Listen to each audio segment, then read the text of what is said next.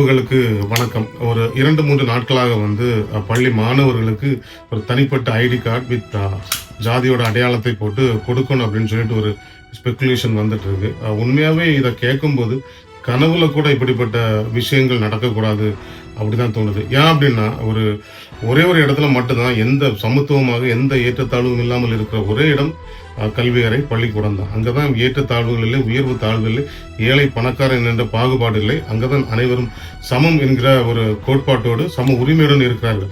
அங்க இப்படிப்பட்ட ஜாதியை திணிச்சோம் அப்படின்னா அந்த ஜாதி இதுவரைக்கும் அன்பனாக விளையாடி கொண்டு இருக்கிற இடத்துல அவன் ஒரு குழுவாக ஜாதி வாரியா கிடந்து விளையாடிட்டு இருப்பான்.